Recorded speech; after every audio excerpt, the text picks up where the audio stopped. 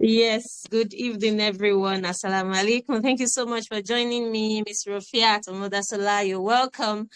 Yes, today, inshallah, we're going to be talking about 5 things you must start doing to raise an emotionally intelligent child. My name is Marfa Otolorin, and I am the founder of Lola Loves Parenting. So here, we're always here by 5 p.m. on Fridays. Yes, 5 p.m. West African time on Fridays to talk about different aspects of parenting. And this is to help us become aware of the things that we do and the things that we really need to keep doing and the things that we really need to stop doing, right? So we're always here 5 p.m. So as we go on, please, Umu Firdaus, Mr. Rafias, please kindly help me to share the link with people, share it on your status, let them know that the live session have started, right? So that they can also come and benefit from this. So thank you so much again for joining me. So without wasting time, today I said we're going to be talking about the 5 things you must start doing to raise an emotionally intelligent parent, right? Like I always say that Friday sessions are usually talking truth sessions because we need to face the truth as individuals. We need to face the truth as a community if we actually want to, want to make our society a better place, right? So emotional intelligence is a key factor to what a child becomes in life, right? Yes, it is a key factor to what a child becomes in life. A lot of times, so many parents pay attention on the intelligent quotient of children. That's like the academic success of children, right? We do not know, maybe because of the way we were raised, because of the things that we were exposed to, we were sold, it was sold to us that intelligent quotient was all that we needed for us to be successful in life, right? But we now need to have a paradigm shift that emotional intelligence is a key factor to what a child becomes in life. EI is much, of a success factor in life than intelligent quotient. This is something that I want us to know. And this is something that I want us to ponder on as individuals, right? So most of the time, as parents, we pay our attention, like I have said, on the intelligent quotient of our children. And that's why, we see it as something that is very, very, very important. And, we go the extra mile of actually making our children to, have this academic success. We go as far as making our children start schooling as early as possible. We see parents that take their children to school as early as a year, as early as 2 years old, because we just believe that this intelligent quotient is something that is utmostly important, right? We see parents look for the best school for their children, because they feel that their children being in the best school is going to give them an edge, give them an edge compared to all other children. We go as far as, having children do extra lessons in school. So a child finishes learning by, the normal school, academic or I don't know what to put it now, like by 2 p.m., that child is done. But because of the fact that we feel that this academic success is something that is important, this intelligent quotient is the most important, we allow them to stay in school doing extra lessons till about 4 or 5 p.m. Some people, because they feel that this thing is important. Some people, because of other factors of not being around and all of that, right? We go the extra mile of also hiring, extra lesson teachers for our children because we feel that this is something that is very important. We go on and on and on. Some parents even have sleepless nights because their children are trying to pass an examination. Yes, that's to the extent to which we have made intelligent quotient something that is very, very important, right? Some people go that extra mile because they believe that once you have that result, once you have that result, it can get you into wherever it is that you want to go to. You see some parents go as far as buying results for their children, right? This is something that is very common. And sadly, it is very common amongst us. I'm not going to be biased, this time around. So it's something that is very common. One thing that we need to know is that as much as all of the above is so important, it's not as if it's not important. It is important. We need to become aware that it is best for parents to build the emotional quotient of their children rather than the intelligent quotient of their children. Yes, you heard that right. It is very pertinent on us to build the emotional quotient. So only if we can, only we can, divide all of this attention that we put on intelligent quotient, only if we can divide it into two, give emotional quotient half and give intelligent quotient half, then our children are going to thrive better than, we can imagine. That's something I want you to ponder about. And we are going to, this conversation is going to open our eyes to more of these things, right? Because, it has been proven, this is something that has been proven, that children with high emotional quotient are more successful and can thrive better than children with high intelligent quotient. Right. A child can actually have, a very high intelligent quotient and still fail and fumble in life. That's something that is very possible. You see that child is smart. Think about it. We have heard so many, so many stories of people that didn't complete school and all of that. Maybe they dropped out or something. And those that are working for them are actually first class graduates. Those that are working for people that didn't even finish school, those that are working for people that were even third class degree holders, right? That is to tell you that it is not just about the intelligent quotient of children. Emotional quotient is something that is very, very important. A child can pass all the examination in school and still fail in life if that child does not have the necessary quotient of intelligence that, that is necessary. Your other intelligence that is necessary. A child can have a great result and still struggle with life challenges, right? Yes, everybody have challenges, but the rate at which we struggle with it is something that is entirely different from one individual to another, depending on the amount of skills that we have as individuals, right? So a child can, have great results, like I said, and still struggle in life. And if they are not equipped with the necessary type of intelligence, with other type of intelligence, a child cannot just be smart, and that child is not emotionally intelligent, that child is not socially intelligent, that child is not spiritually intelligent, that child does not have adversity quotient, that child does not know, how to have, cannot keep a relationship. This is something that is very, very necessary, especially in this century that we have. It's something that we already know, that things are changing, things are evolving, technology is making things change and all of that, right? So I like to tell people that something that you can Google. I don't really waste my time teaching my children about it, because we like it or not, children will grow into adults. Even if we say that, okay, we don't want to expose them to too much of technology or social media and all that other type of media now, when they grow and they become adults, it's something they will have. It is just a matter of you asking them a question and they will go online to search for it, right? But there are certain things that they cannot get online. Emotional intelligence is not something people can just pick up from somewhere, just anyhow. It's something that needs to be studied. It's something that needs to be known. It's something that we need to be consistent with before it can be a part of us, right? So today's conversation will take us from being an emotionally immature parent. We spoke about, being emotionally immature. Miss Rafet, I can see that you're struggling with your network. I'm so sorry about that. I think you've been struggling with it in a couple of weeks now. I don't know what the problem is. May Allah ease your affairs, right? So this conversation is going to be moving us from from being an emotionally immature parent to an emotionally intelligent parent, right? So just like the topic says, the 5 things that you must start doing. We actually have more than 5, but time will not permit us to talk more than that 5, because of the amount of hours, just 1 hour that we're going to be using, right? So what are the things that you need to start doing to raise an emotionally intelligent child? We already spoke about how important it is, right? So the first thing you want to start doing is, no matter how small this thing, looks, it's something that we really need to sit down and study very well, right? You must start talking about your feelings. Sorry, excuse me.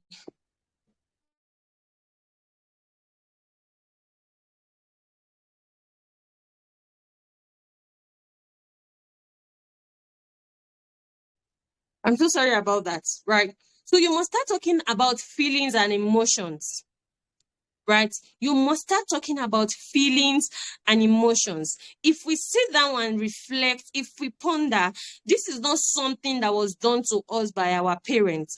Our parents never spoke to us about our feelings. They never spoke to us about our emotions. As a matter of fact, some of our parents suppressed our emotions. They suppressed our feelings.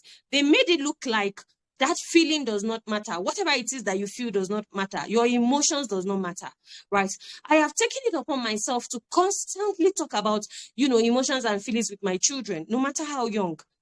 It is something that I have taken upon myself, especially knowing that I personally, I am someone who is very emotional, right? So it is something that we really need to normalize.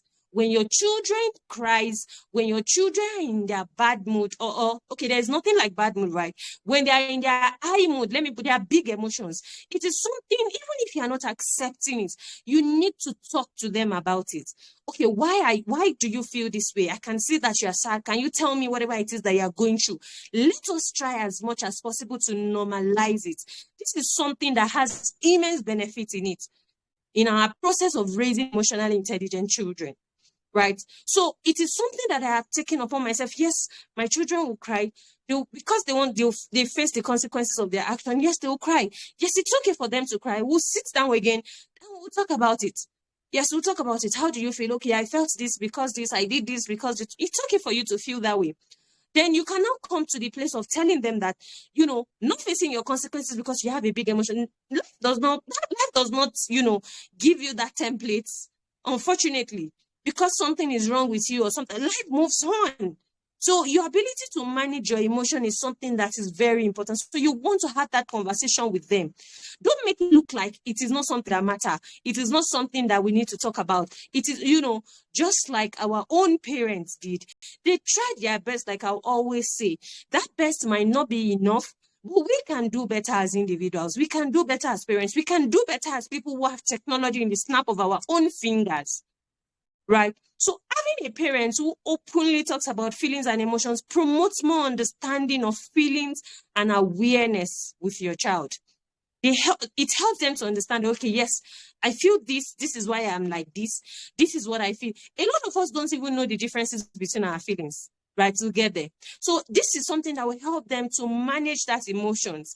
When they get to that place of understanding, when they get to understand what they feel and they are aware of whatever it is that it helps them to be able to manage that emotions. We're going to go further into it as we journey on in this class. So your child might be finding it difficult to talk about and manage their emotions because you also find it difficult to do the same.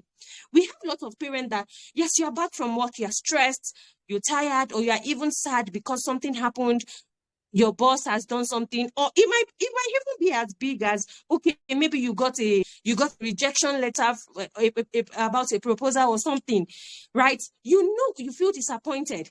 Then you come home and once your children come to you, you snap at them.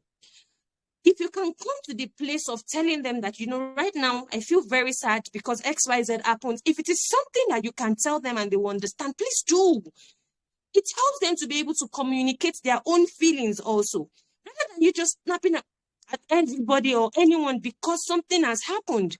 No, they won't even understand whatever it is. They just feel that mommy is cranky.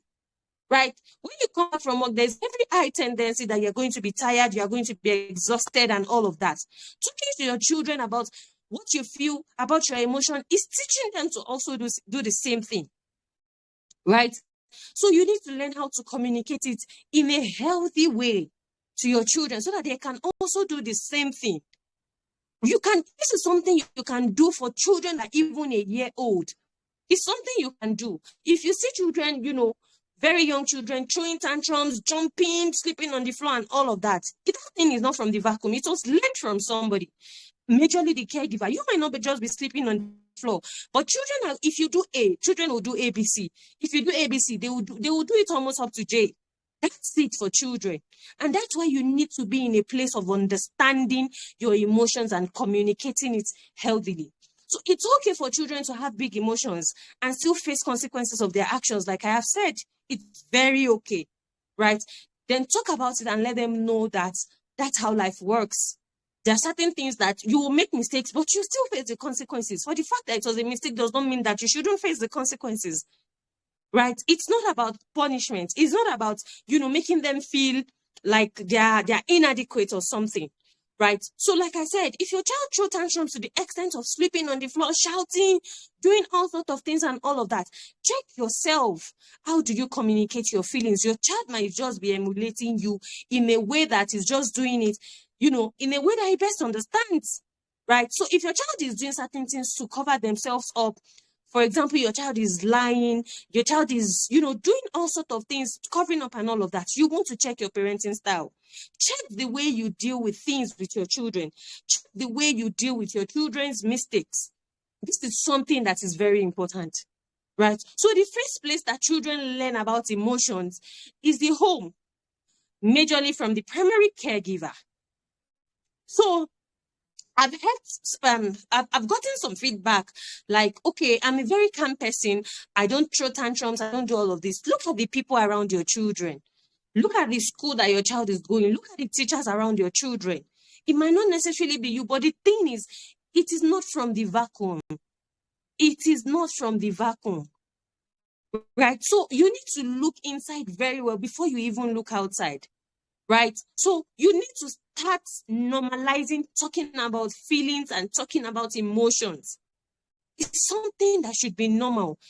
A child who is age 3, age 4 can actually do this. Yes, they can do it if you start as early as you can. Right? So we need to know that we are struggling with managing our emotions because our parents didn't know about it. They didn't see it as something is important. I like to tell people that maybe our own parents, their own parents, they were living in a survival mode back then because they just wanted to survive. They just wanted to survive. But we are living in a world whereby we can thrive. So we shouldn't raise our children in a way that we just want them to survive. It is when you have a survivor mentality that you only pay attention on the academic success of your children and you ignore all other ones. You ignore all other intelligence, right? So our parents didn't take responsibility for their emotions. That's why they blame us when they beat us. They finish beating us and they will tell you it is you that made me beat you. They yell at us, they shout at us, they scream at us, they do all those things and still say, you made me do it. It is not something that, it is not possible. Someone will not make you do something. The only time you will do something is when you are unable to control yourself. When you're not self-aware, you're not aware of your emotions, then you lash out, you do certain things, then you blame your children. That is irresponsibility with your emotions. That's the same thing that happened to us.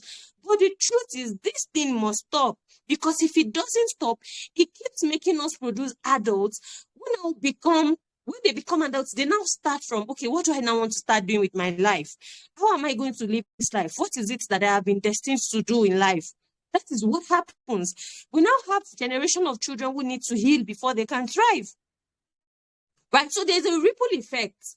There is a ripple effect.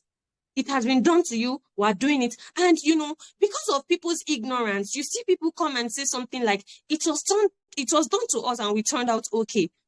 We didn't turn out okay, like I always say. There's a lot of things about us that needs to be looked into. We didn't turn out okay. We didn't turn out okay as a person if we look at it.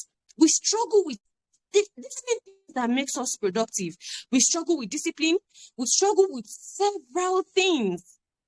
Different things, many things. So there's a ripple effect. So it now takes the conscious effort of a parent to say that, you know what, I want this to stop. It takes that conscious effort of that person to say, I want this to stop. Else, it's going to be something that now goes on from generation to generation, and it's going to continue like that. Right? So the home is a primary outlet for emotions management. We need to know this first.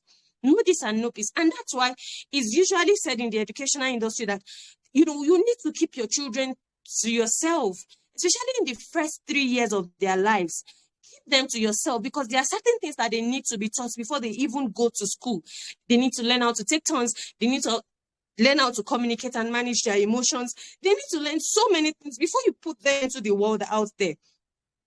This is something that immediately I got to know about. It's not something that I was taught or something, something that comes to you naturally. Your instinct will just tell you that, no, I'm not doing my own things like this. I just decided when I had my first child that my child will not start school, not until my child is 3 years. It's not as if I knew everything was clear, but that my instincts just told me. And I follow my instincts so much because they don't lie to me, right? So the first thing you want to do is that you need to normalize it. Normalize. There are several ways you can do it. When your child comes back from school, you just want to talk to your child. Okay, what happened in school today? It's not enough for you to just say, how was school today? And then your child will say, fine, and that's all. From that fine, there could be a sad moment. From that fine, there could be happy moments. From that fine, there could be angry moments. From that fine, there could be frightened moments. So you want to take your time to talk about all of these things with your child so that your children become emotionally aware, right? Number 2 is that you want to start validating your children's feelings. This is something that is very important. If you actually want to raise children who are emotionally intelligent, you need to start validating your children's feelings. This is something that the Prophet, peace be upon him, did. This is the best of mankind. He did it. So what is now going to, why should we come to the conclusion that once your child is feeling something, you feel, because in your own opinion, whatever it is that is feeling does not make sense to you, then you feel that is not valid. No, it is valid.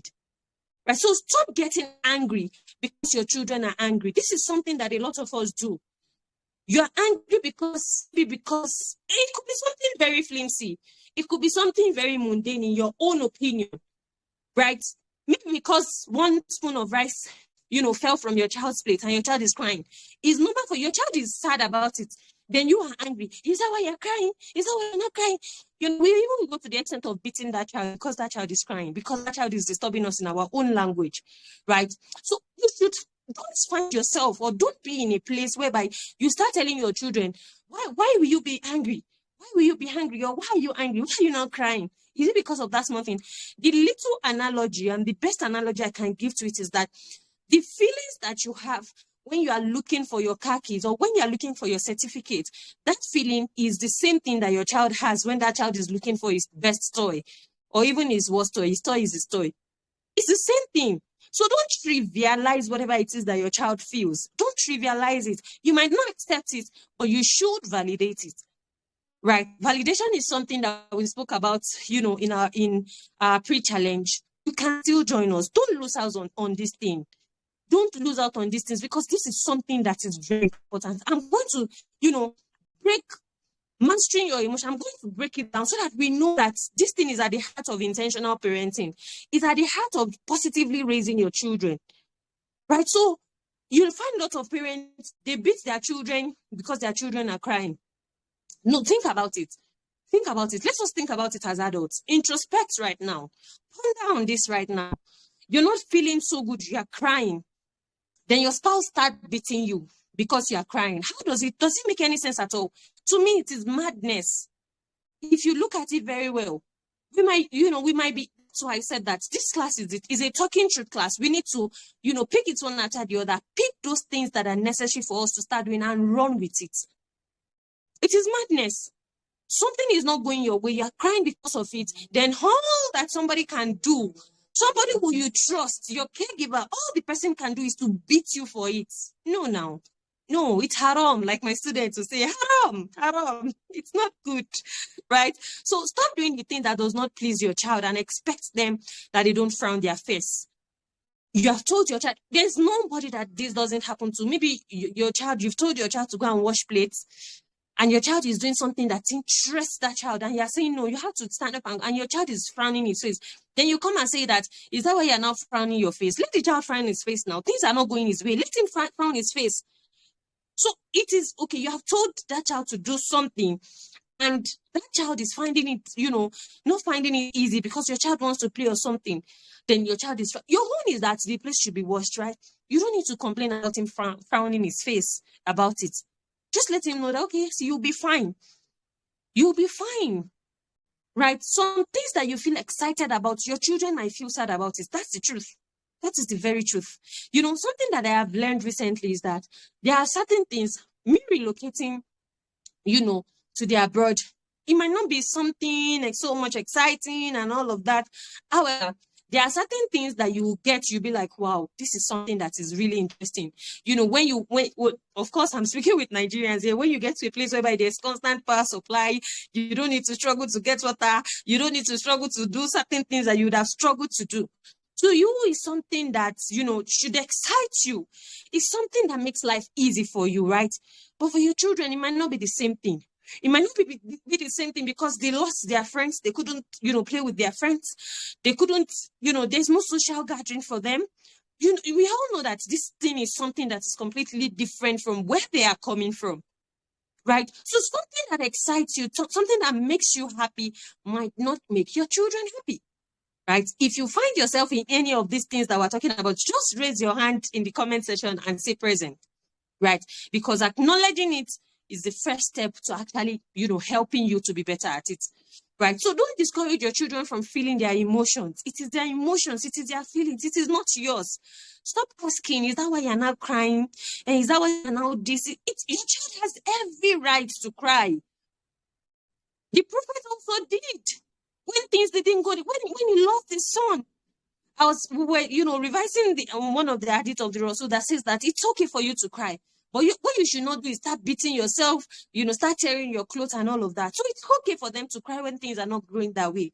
So to validate, you might say something like, I can see that you're upset about something right now. Is this something we can talk about? Right? If it is something that you already know, you might want to leave your child to process that emotion. Don't try to always take the thing is, we're now at the too extreme as parents. Is either you want to beat your child so that the feelings is going to get out of your child, or you want to quickly solve the problem of your child. No, it's not done that way. If you actually want to raise children who are emotionally intelligent, your job is not to always make your child happy all the time. Yes, that's not your job. So we're not saying that when your child is having emotions, or we're not saying that you should try to take it away from them, or you should try to, quickly suit them so that they are going to become, they are going to become better. Let them feel their emotion. Don't suppress it. Don't take it away from them. So your job is not to always make your child happy. Your job is to teach them how to fix their problems. Your job is to teach them how to fix their problems. So don't be in the too extreme, like I said. Don't be in a situation whereby you start shouting, is that why you're doing this? Is that why you're doing that? Until your child try to take that emotion away from them because they don't want you to get angry. Right? And don't also be in a place whereby you are quickly petting your child. Oh, yeah, sorry, yeah, take this. Oh, yeah, take sweets. Oh, yeah, take this. Oh, yeah, take that. Because you want your child, you just want that emotions to go away from your child. No, you can't raise an emotionally intelligent child like that. Allow them to process their emotions. Give them time to process it. Teach them to introspect. Teach them to understand themselves. Right? Then find their own solution by themselves. Like, this is something that we're going to be talking about so much in the upcoming class. If you've not booked your slot for that class, you're already missing out. I tell you, you're already missing out. So you want to do that. You want to book your spot. We're starting the class. Tomorrow is officially starting after our 5 days challenge. And I tell you, it's not something you want to miss. Right? So understand your own emotions. Try to differentiate between sadness, between anger, between worry, between jealousy. A lot of us as adults, we do not even know. We cannot recognize that. Sometimes we feel jealous and we feel that we're feeling angry. Yes, sometimes we feel angry. We would feel that we're worried. We do not know the differences between all of these things. It's something that we really need to sit with and learn so that we'll help our children to also name and validate their own whenever it is that they feel it. Right? So there's a word we say that you have to name it before you can tame it. If you are having a particular worry, if you're having a particular emotion, if you're having a particular feeling, the only time you can tame it is when you are able to name that feeling. So if you're naming and labeling a different emotion, a different feeling, you might find it difficult to actually tame that emotion. Right? So there's an hadith of the Rasul, peace be upon him, that says that, that it was reported by Anas that the messenger of Allah, peace be upon him, that he came to visit them.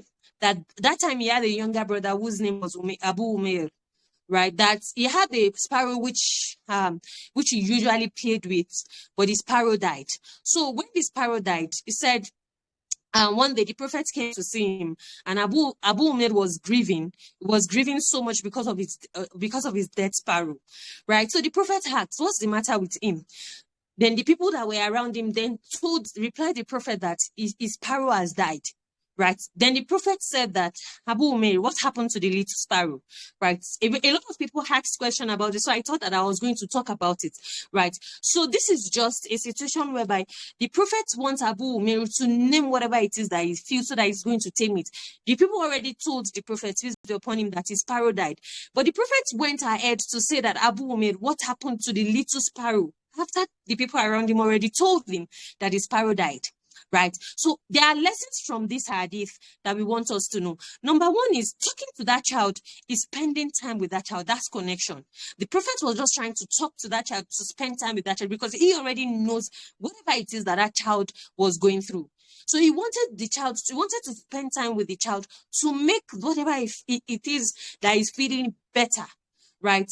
Understand their emotions. You know, the child is already grieving. You already know that child is grieving.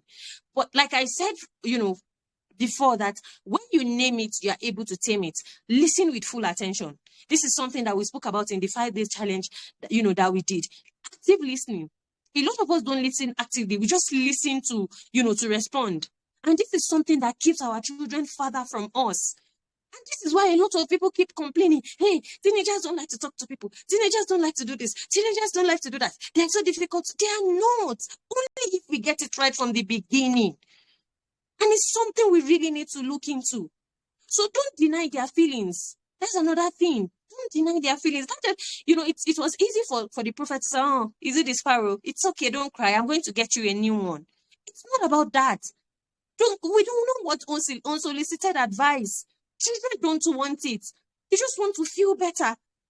Right? Don't explain and rationalize. Explaining and rationalizing is saying something like, is it the sparrow? Well, don't worry.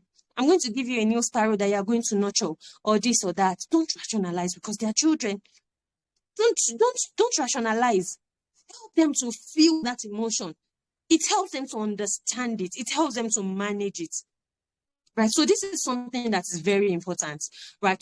Stop bribing your children for being angry or sad. I said this before, because don't be in the two extreme. The first extreme of trying to suppress your child's feeling, either through beating or through anything negative, right?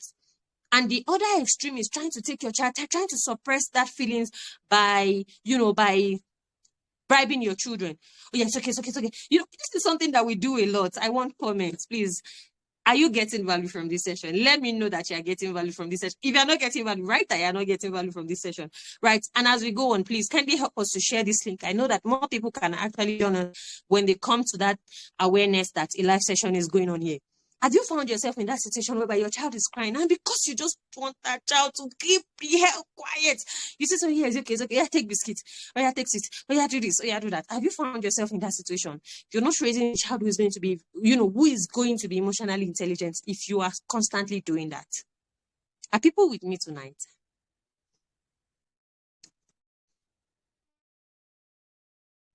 Are you with me? Can you hear me? I just remember that I didn't log in my Telegram here on my second device, and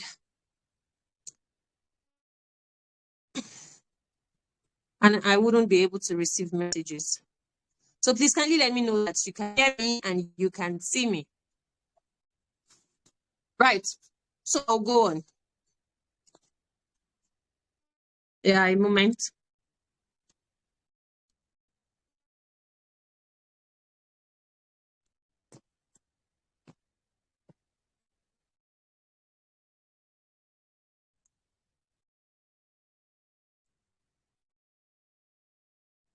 So yes, like I was saying, don't be in that place where you're bribing your children out of their emotion.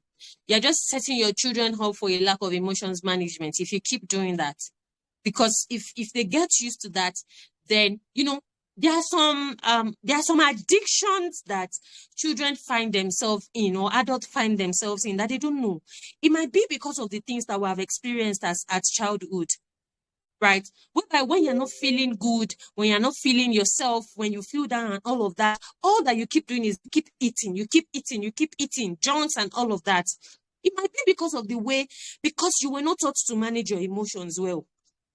Then you find yourself in those addictions, because that's how you manage it whenever it is that you're in that situation. Are you getting it? Are you with me?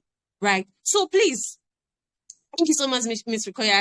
I just saw your message, right? So try as much as possible to help them to manage these emotions healthily, right? There are several things that we do that we feel that we are really helping our children, but the truth is we're not helping them. But this can only come, this was not, of course, no one was born with it, but we kept learning because we wanted to be better at whatever it is that we do, right? So try as much as possible. Stop fixing your children. They're not broken. This is something that I say every day. So you want to try to fix their problems for them. Then you find yourself in the too extreme, like I have explained it. Guide them through their emotions instead. Let them understand it. Let them process it. Teach them how to manage it. Even if they are going to do something to help them feel better, let it be something positive. Not you trying to snap them out of their emotions. Right. So the third one is that you need to start building your children's self-esteem. But unfortunately, we are killing our children's self-esteem. We're killing it, not knowing. You know, it's unknowingly. I love to say that so many parents, we have very good intentions, but unfortunately, our good intentions cannot take us to where we're supposed to be. It cannot take our children to where they are supposed to be. Every parent wants their children to be confident, to be outspoken, you know, but sometimes we undermine it without knowing that we are doing something of such. We do this by either criticizing their choices. When they say something, you say no. This is where you start hearing things like, it is either my way or the highway. We criticize their choices. We help them to make decisions. We choose the clothes they wear at 7 years, at 8 years. We keep choosing clothes for them. We do everything for them. We do not even allow them to be a part of our decision making. We expect perfection from them. We highlight their weaknesses rather than focus on their strengths, because whatever it is that we focus on is what grows. So our house is a judgment zone for our children. These are the things that actually kills our children's self-esteem. You know, the is, you know, hitting, yelling, screaming, and all of that. But these subtle things that we feel like, well, it's just correction. It is criticism. We criticize their choices. We want everything to be perfectly. Are we perfect as individuals? Why do we set standard for our children that we even cannot meet? Right? So children will lose their voices and confidence are usually raised by parents who are mostly overreactive. They are the tiger parents. Every little thing, you know, the house is chaotic. The head is not settled. Heads of children are not, everything is goes, and, you know, there's no peace in that home. So if you find yourself in a situation whereby you are overly reactive on things and all of that, you are killing your children's confidence and self-esteem. And a lot of us, when, you know, especially when we go to the schools of our children, we see people performing and we do, you know, children performing and all of that. We say things like, I just want your mates. We do not know that alone is killing the self-esteem and confidence of our children. So if you cannot manage your emotions, there are several things that you wouldn't be able to put into perspective in parenting. This is something that I know like my first name. If you are unable to manage your emotions, you won't be able to put so many things into perspective. Sit and analyze it. So think about it. How do you condemn your child? How do you criticize your child? Think about it. When you come back from your office or from your place of work, what are the things that you say? Who put this bag here? Who put this thing here? Who did this thing here? Who washed this plate? It's not clean. Who did this? Sit and analyze the things that you say around your child every time. If it is full of criticism, there's a problem that needs to be solved. Connect with your children and communicate with them. This is something that builds their confidence and their self-esteem. Don't just see them as, oh no, these ones are children, they don't know what is going on, just leave them. No, communicate with them, connect with them, hammer on their strengths. You came back from work, your child has, you know, even washed the plate. You got there, the plate is oily. Say thank you. Oh my God, I love the fact that you did wash this plate. Oh my God, you don't know how well I feel with this. You know, hammer on their strengths, leave their weaknesses. The thing that you don't know is that the moment you hammer on the weakness of a child, you are killing the self-esteem and confidence of that child. Think about it. That child will grow up to second guess himself. That child will grow up to doubt himself. No, mommy said I don't know how to do this. You know why this happens? Because we are the most influential people in the lives of our children. We are the most influential people in the lives of our children. They trust us so much. So whatever it is that you say, they pick it, believe it. Hammer on their strength. Children grow from strength to weakness, not from weakness to strength. We might want to make the mistake of, okay, this child is doing very well in this. This child is not doing very well, then I need to concentrate on this. The truth is, whatever it is that you concentrate on is what grows. If you're concentrating on your child's weakness, that is what is going to be growing. That weakness is going to be. If you're concentrating on your child's strength, that strength is what is going to be growing. Concentrate on their strength. They grow from their strength. Use their strength to strengthen their weakness. Use their strength to strengthen their weakness. Right? So this is why for you to be able to parent effectively, you need to work on your emotions. If you can't work on your emotions, forget intentional parenting. Forget positive parenting. Forget it, because it's not something that is going to work. If you don't work on your emotions, you can't connect with your children, because you're always going to be cranky. You're always going to be stressed. You're always going to be tired. You're just going to be everywhere. You can't connect. And connection is the key in parenting. If you cannot control your emotions, you can't discipline your children effectively. You can't discipline. You're only going to be disciplining them from the place of emotions, just from your emotional triggers. That's where you're going to be. You are not going to be using your thinking brain. You're not going to be using your thinking brain. So you won't be able to connect with your children if you cannot handle your emotions well. You won't be able to, you won't be able to discipline your children effectively. You won't be able to raise independent and thinkers and problem solvers. If your child has that initiative that, okay, yes, okay, let me follow my routine. I have to wash the plate. And they have washed the plate. Maybe they have washed the clothes. It's not clean.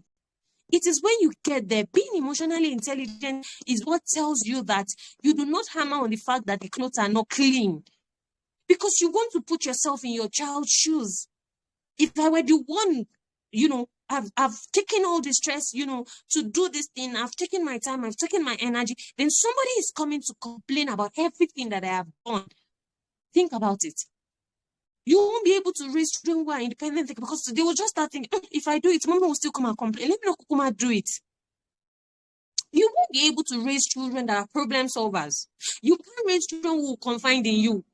You will not. Because if your child gets to that stage whereby they start having crushes, they start having somebody, I really love, they cannot trust you, because they know that you're going to be everywhere. You're going to be overreactive. You're going to be acting from the place of your emotional brain, not your thinking brain. That's why emotion control, mastering your emotion, is at the heart of intentional parenting. You can't do it well if you do not master your emotions. So you have to come to class. If it means borrowing that money, go and borrow it, because this is something that you need. One thing about emotional intelligence is that it's not just about your children. It's first of all about you. I was saying it here last week that if you find yourself in a place whereby you can't even make meaningful relationship, you can't keep meaningful relationship, it's a lack of EI. It's a lack of EI. So it is for you first before it is for your children. The list goes on and on and on. There are several things you won't be able to put into perspective. There are several things. When you're supposed to send your children to the streets to buy something or to get something, because you are using your emotional brain, that's why you start thinking, the child that I carried for 9 months. You don't allow them to explore. You're not using your thinking brain. Allow them to start doing things for themselves. This is something that will bring peace to you as a parent. Allow them. I was speaking with my husband today, my 7-year-old. This child, I was teaching him how to iron clothes. Yes, we'll start. We'll make mistake. We'll get clothes burnt. But it's okay. That's where they will learn how to do it, because confidence comes from competence. If a child is competent in doing something, that child is going to be confident. But if you don't allow your children, you're shielding them. You are not building their confidence. You're not building their self-esteem. We've spoken about the things that we even do that kills it. Now we're talking about the things that we can start doing to build it. Confidence can only be built through competence.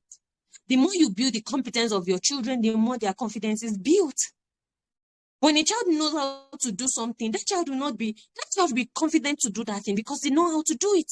So confidence comes from competence. Unfortunately, you can't build it if your emotions are not always in check.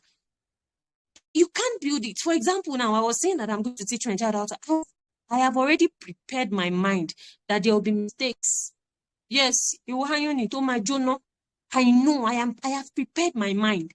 If you do not prepare your mind, if you're not putting your emotions in check, your child will not be able to do things because they know that when they make mistakes, they always attach mistakes to punishment. So they avoid it. So they are unable to think outside the box. They are unable to do things because they just want to avoid mistake. They want to avoid mommy's problem. So think about it. Right? Your children are not expected to always go through. It's not just about book. I said it from the beginning. It's not about academic success. This is something that we're going to go deep into in that course tomorrow. Inshallah, tomorrow by this time, maybe we should have almost been done with module 1. So you don't want to miss it. Come to class. Let's talk about this thing in-depthly. Stop shielding your children from making mistakes because it is a mistake that will actually make them to grow.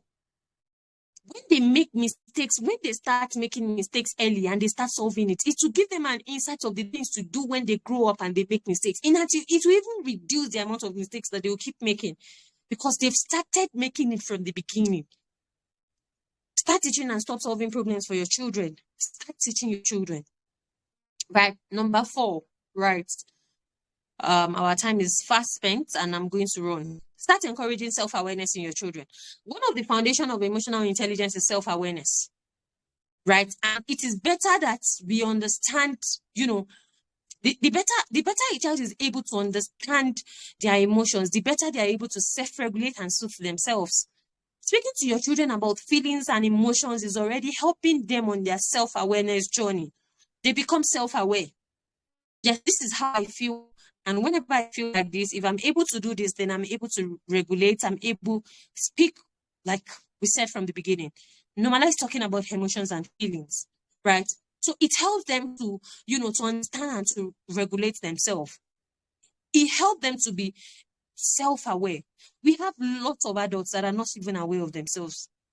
Yes, we have lots and lots of adults that they are not aware. They don't know themselves. They don't know the things that they need to do. They do not know. When you start early, it makes it a lot easier for your children. They don't have to struggle the way we did struggle. Right? It is never too early to start. It is never too early. It gives our children an edge. For me personally, I know the amount of sleepless nights and all of that I keep, thinking about. What is it that I am going to do now? What is this my calling? This is what makes a lot of us go to school, study certain things, and we end up at the end of the 4 or 5 years, we end up just dropping that thing. They will now start something entirely different. I know some a doctor, a medical doctor, who's after his medical school and all of that, he came back to become a teacher. Self-awareness, it is key. Let our children be in that place. It is when they explore. But they won't be able to explore when the floor is dirty and mommy is shouting everywhere. Because you cannot regulate your emotions. Because you cannot regulate yourself. Right? So it is not bad to start early. There's nothing wrong in starting very early. Incorporate so much, book reading for them to be able to talk about the emotions of characters and all of that. It makes them become self-aware. Start teaching life lesson with the use of play, right? That's the 5th thing that you need to do to raise emotional intelligent children. Start teaching life lesson with the use of play. I was talking to my husband, still today, he was telling me that he stopped fighting with my second son when he found out that even while he's trying to teach them their youth, because they are being homeschooled presently, even if he's trying to teach them they are this that my second son does not respond very well. But later he found out that he was grabbing everything, even while he was not responding. He was while he was teaching, there are 3 and he's teaching them, he's majorly focusing on the elder one, and he expects that my second son should also, participate and all of that. So he said he was always fighting. Is this something that I know? So I said, so he said he stopped fighting him when he noticed that he was actually grabbing all of the hadith and all of that with his meaning and all of that. So I said, why are you stressing yourself?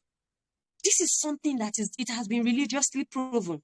It has been scientifically proven that the work of a child is play. Play is the work of a child till they are 7 years. So why are you disturbing yourself? Start looking for ways to, it's going to make your own work easy. You catch fun.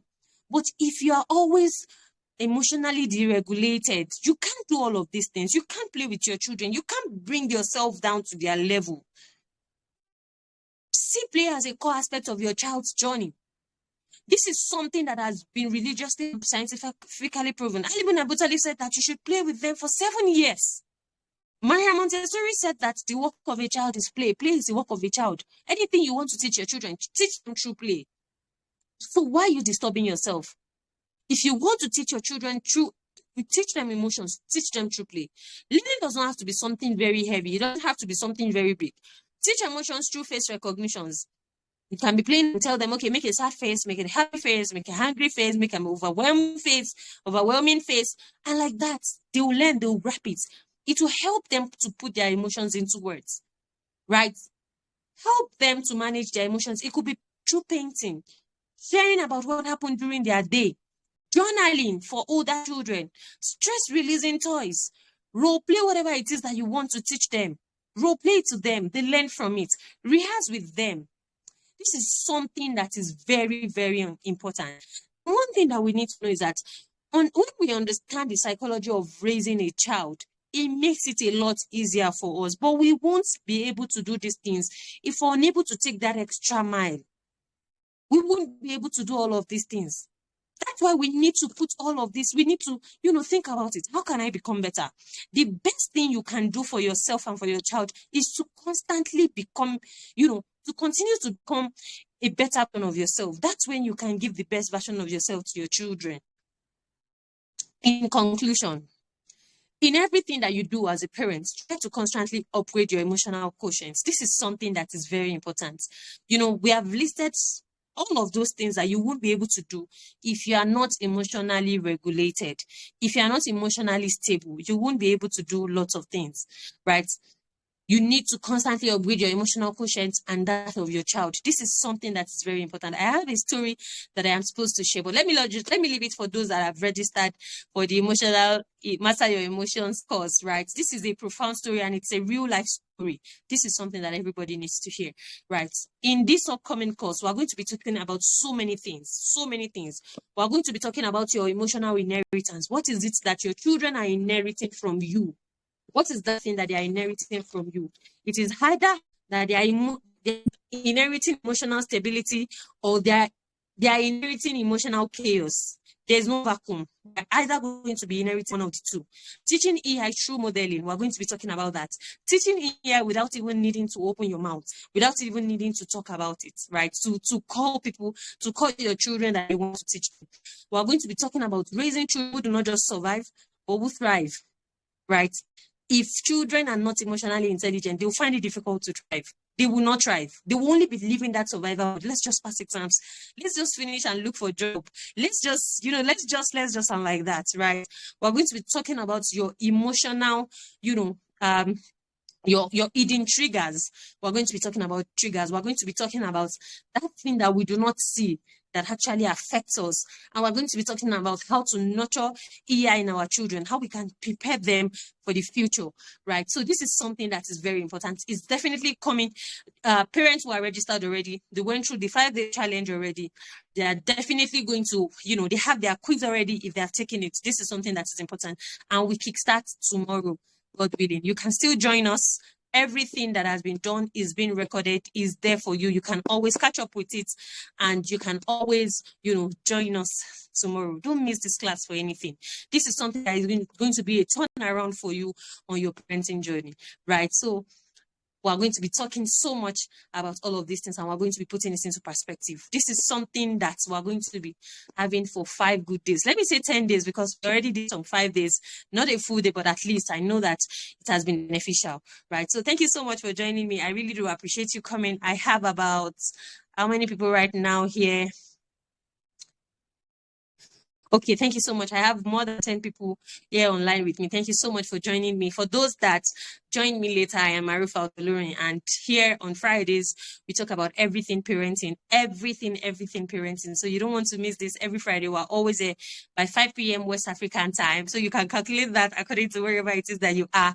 Presently, it's almost 8 o'clock here in Saudi Arabia, because we're 2 hours, ahead, right? So we're always here on Fridays talking about everything parenting and parenting rights. So thank you so much for joining me. I feel so honored having you here with me tonight, right? I really do appreciate it. Please, while you are coming next week, Friday, inshallah, be sure to come with a friend or two. Let them also come and benefit from this, right? Let us come together to make our world a better place. Let us come together to make our society a better place for our children to grow. Let us come together to make our our environment a safe place for our children, right? Thank you so much for joining me, and have an amazing weekend. Assalamu alaikum wa rahmatullahi wa barakatuh. Amin wa antum fajazakumullahu khairan, Miss Rukoyat Oladusu. I hope that I called that name correctly. Thank you so much for joining me again, and thank you for that appreciative word. I really do appreciate it.